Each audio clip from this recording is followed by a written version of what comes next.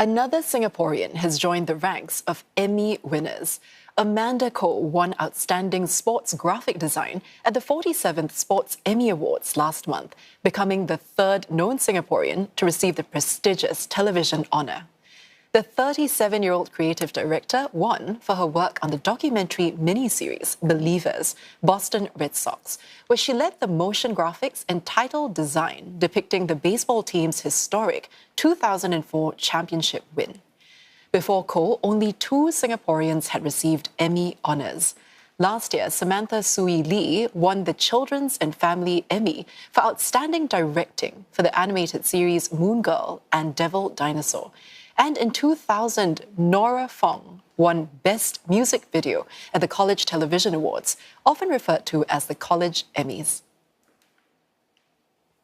And our latest Emmy winner, Amanda Koh, is right here in studio to tell us more about her award. Amanda, welcome to the show. Thanks for having me. First of all, congratulations for winning this award. You're only the third Singaporean to have won it. So tell us a bit more about the Sports Emmy that you won and the hard work that went on behind the scenes to make it happen. Of course. So we won for Outstanding Graphics, and I had the opportunity to art direct for this film or miniseries of directed by Gotham Chopra and Lauren Fisher.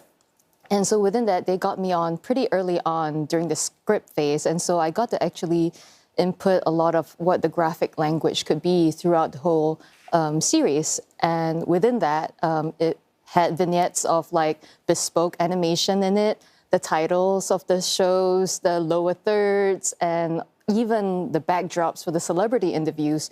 We curated this 3D scene of Fenway, and we had these painterly clouds in the background, and we actually projected it behind the celebrities like Matt Damon, Ben Affleck, and they actually came onto set and they were like, whoa, this is really cool, you know? And so we tried to build an immersive environment for the cast as well as for the viewers when they watched it.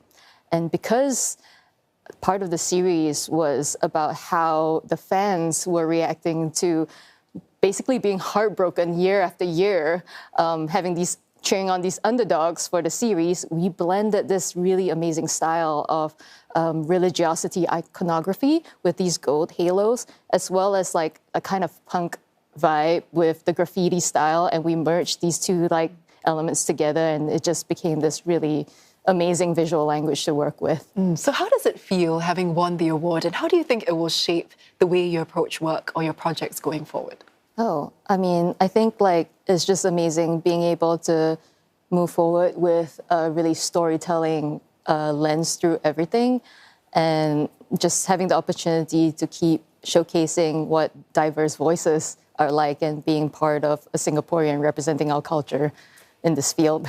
Yeah, so you've spent more than a decade working in Hollywood. For a lot of aspiring creatives who want to get into the industry and even wonder, how do you thrive in such a competitive industry, not just in Singapore, but also in Hollywood? Would you have any advice for them?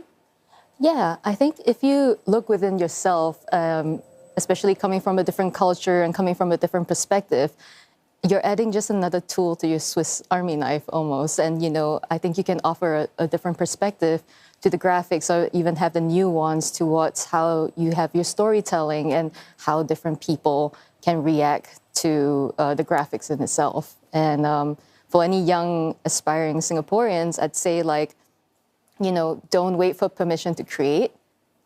Just start making, use social media to your advantage. Because right now with social media, the boundaries between the worlds are a lot smaller. And in order for people to know what you're able to create, you have to put it out there.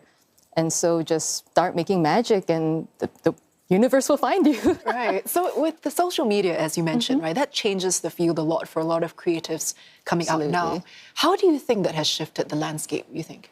Oh, I mean, like I said, the borders between countries now in terms of like even finding talent. So when you look for talent, you look for taste, you look for ideas, and you look for, you know, the quality of their work.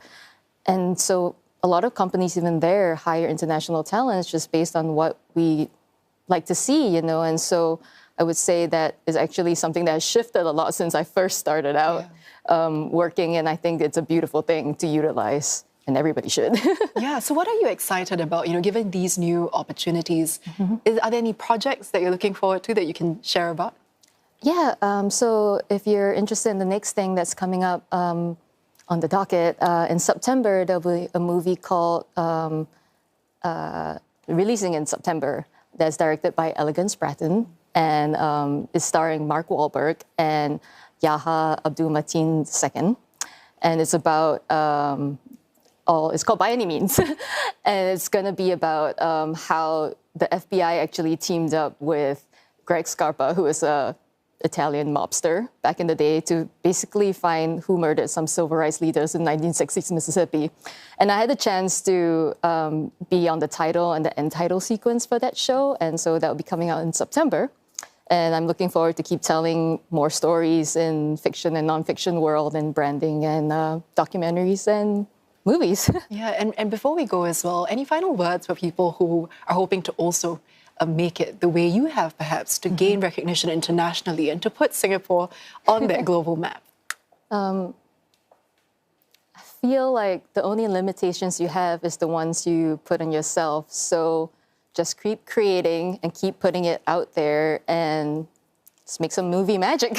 Yeah, thank you so much, Amanda, and congratulations again on winning your Sports Emmy. I've been speaking with Emmy winner Amanda Koh.